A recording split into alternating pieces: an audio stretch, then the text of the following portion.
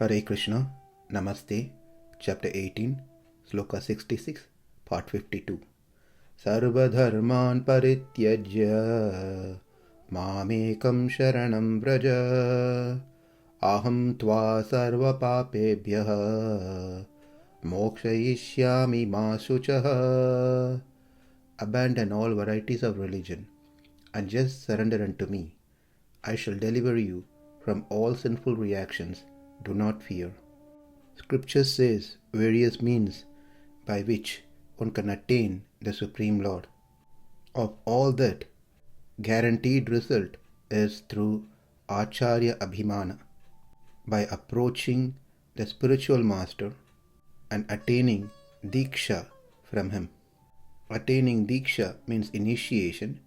It is not simply a ritualistic act, rather it is an formal establishment of relationship between a disciple and a guru. It is more intimate and personal, and that process is known as pancha samskara. And this process is nothing new. This has been the tradition in many Vaishnava sampradaya. Samskaras, which are purifying process and rites used to sanctify the human body, are practiced in every religion, in every country. Each religion has its own practices.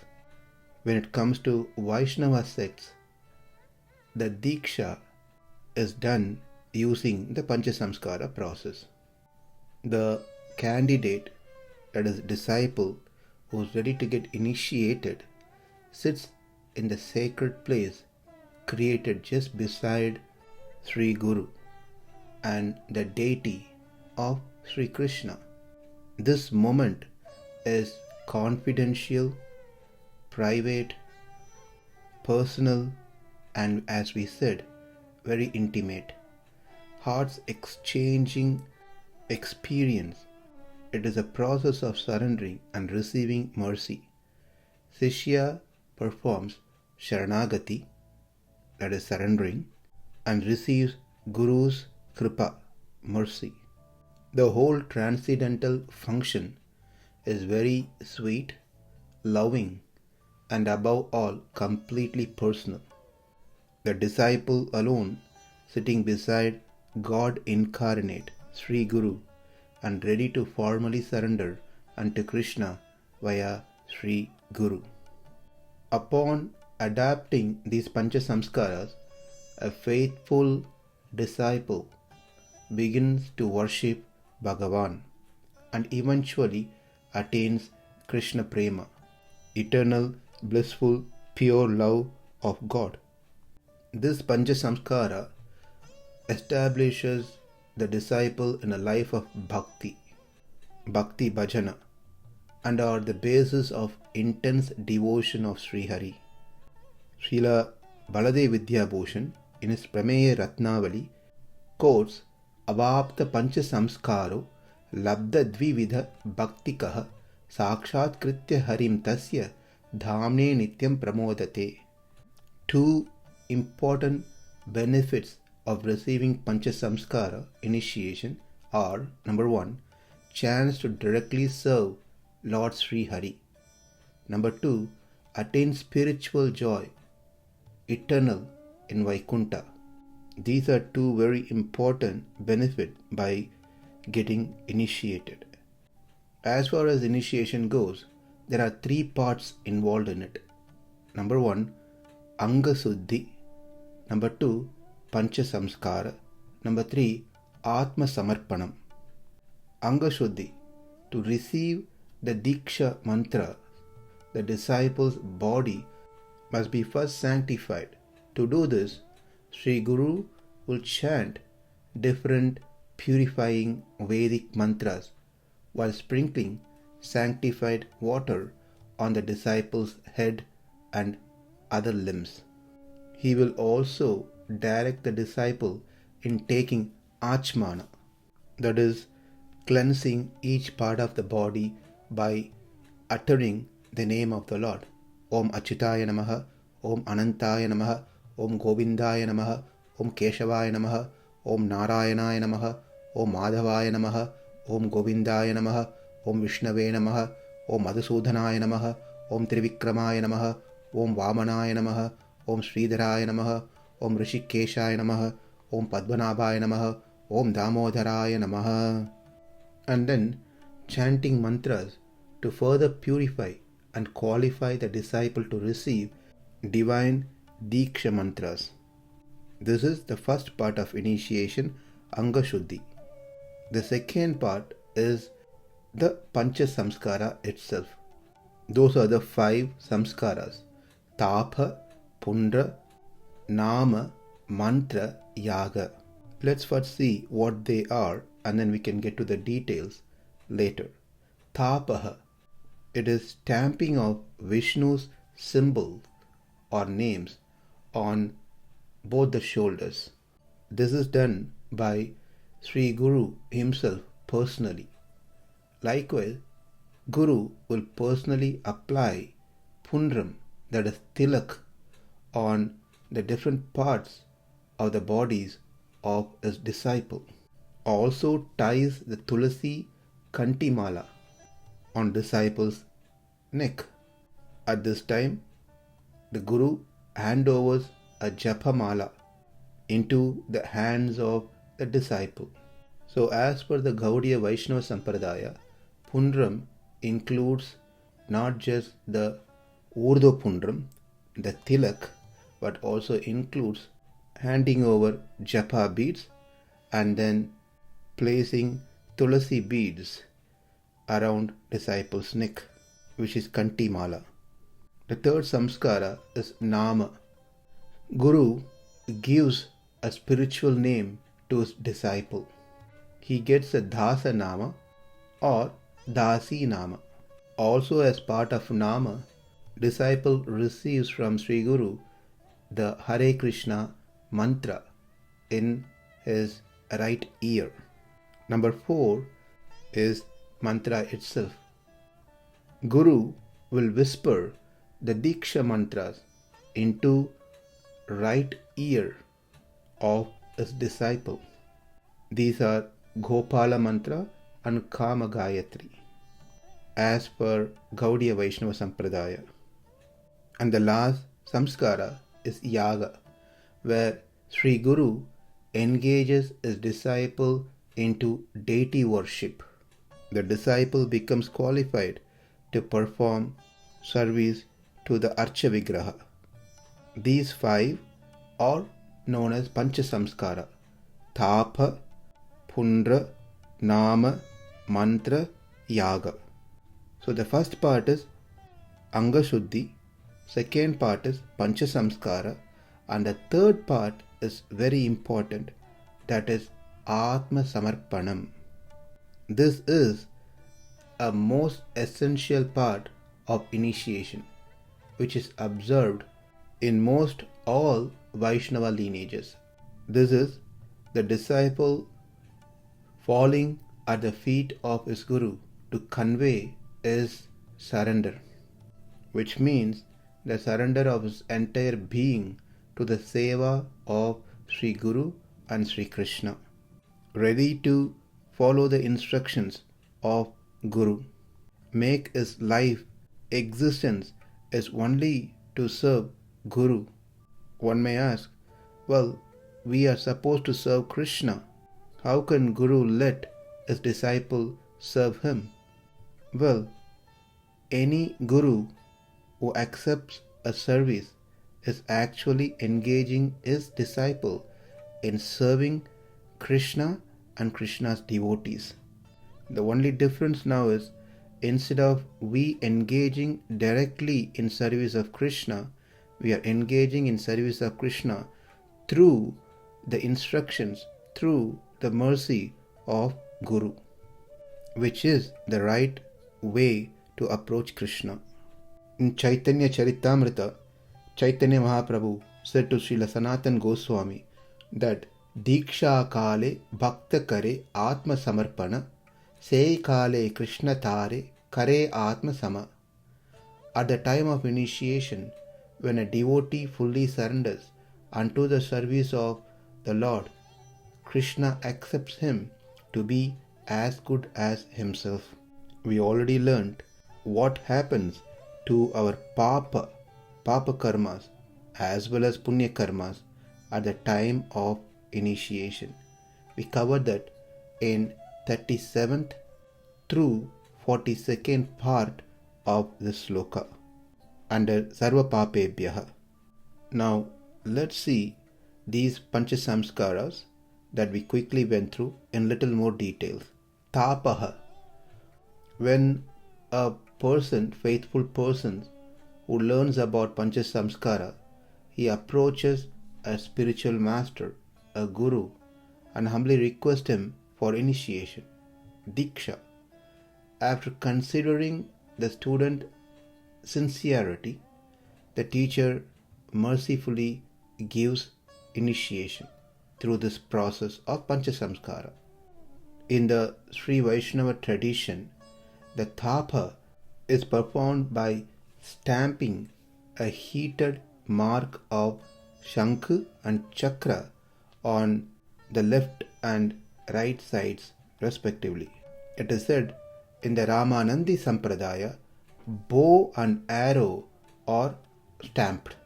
In the Madhva Sampradaya, the Pancha Ayudams, the 5 weapons of the Lord, are stamped.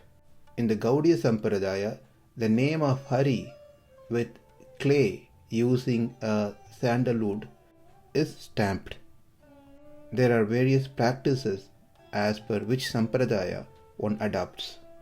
It is said, one who marks his body with the symbols of Hari's name using sandal paste purifies the world and after death attains Vaikuntha.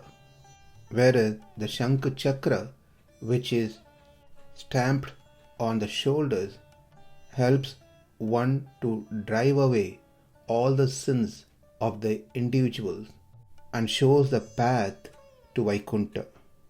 Urdhva Pundram is the second samskara, that is, the vertical lines drawn on the body from down to up. These vertical marks, the symbols, either represents the temple of Hari or his footprints. In all the Vaishnava tradition, these lines are vertical ones going from down to top. There are 12 parts of the body needs to be decorated with Urdhva Pundram, the tilak. From Sri Vaikuntha, the Lord Paravasudeva, Narayana, emanates into 4 Vyuga forms, and from each of these 4, 3 further expansion happens. The first 4 are Vasudeva, Shankarshana, Pradyumna and Aniruddha. From Vasudeva emanates Keshava, Narayana, Madhava. From Shankarshana, Govinda, Vishnu, Madhusudana. From Pradyumna, Trivikrama, Vamana and Sridhara. And from Aniruddha, Rishikesha, Padmanabha and Damodara. Chanting each of these names, the tilak or Urdhva Pundram is applied on respective limbs of the body. After initiation, it is important that the disciple always wears Dvadasa Urdhva Pundram. It is said the side benefit of this is all the evils will fly away just by seeing the Urdhva Pundram. It purifies one's existence, one's body. Usually people apply some powders, creams, face creams and etc. to keep them polished. On top of it, they wear many other ornaments to the body, thinking they will look beautiful.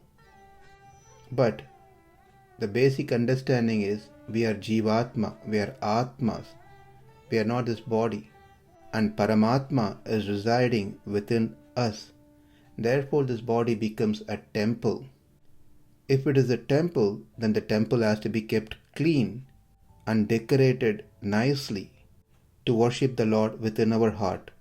And that is done by wearing kantimala, by wearing the urdhva pundram, by marking our shoulders with shankh chakra or the names of Hari.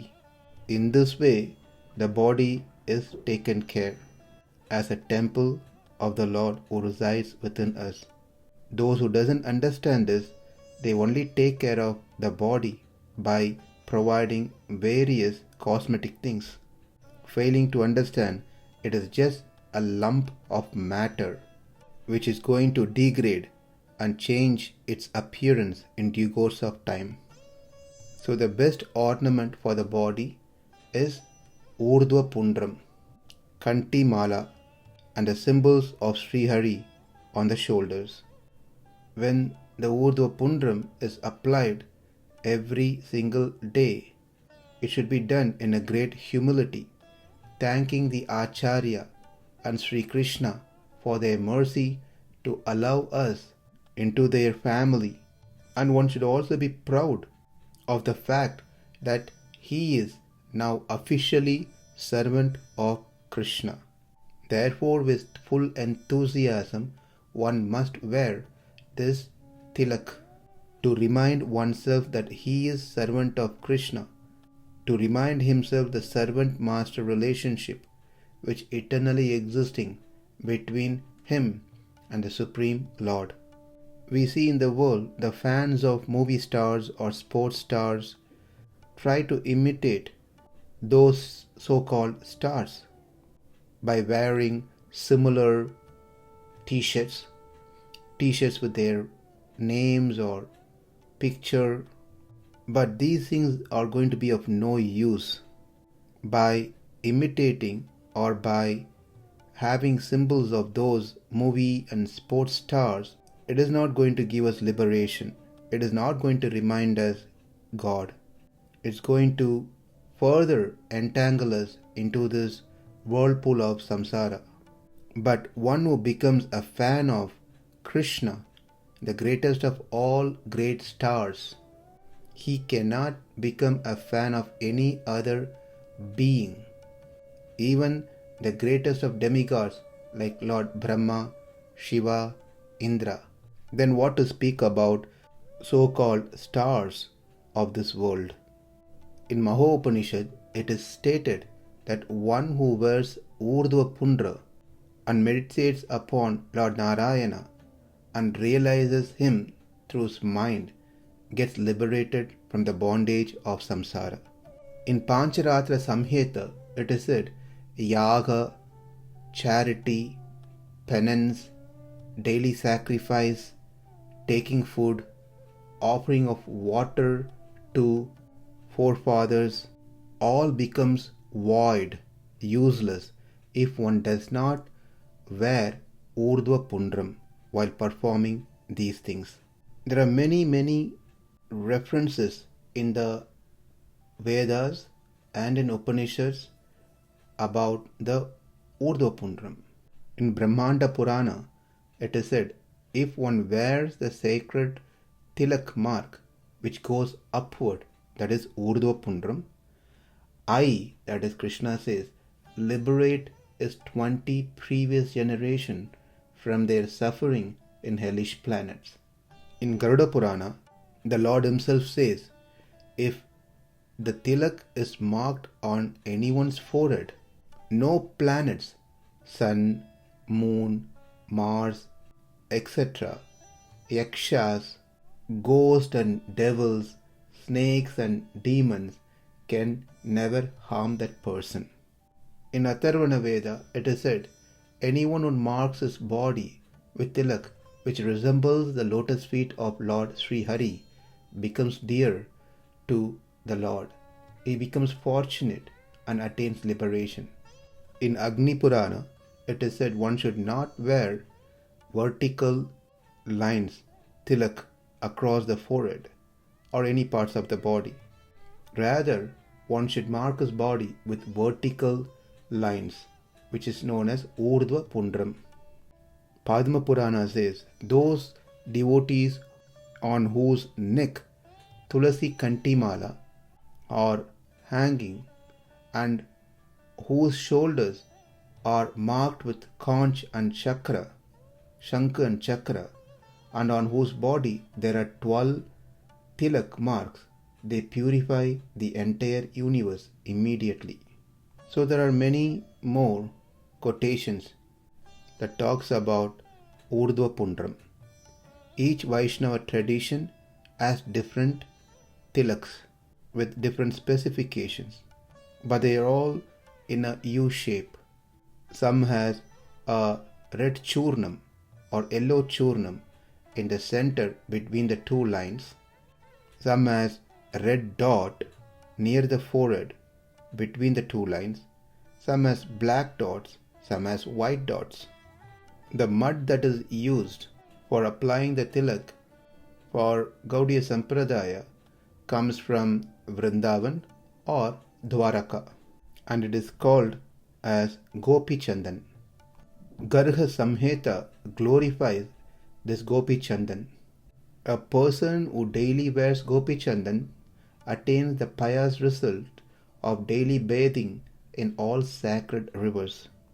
A person who daily wears Gopi Chandan attains the result of performing 1,000 Ashwamedha Yajna and 100 Rajasuya Yajna. He attains the result of giving charity and following vows at all holy places. He attains the goal of life. Of this there is no doubt. In this regards, Garha Samhita narrates a beautiful story glorifying the tilak. Let's learn that in our next session. Thank you. Hare Krishna.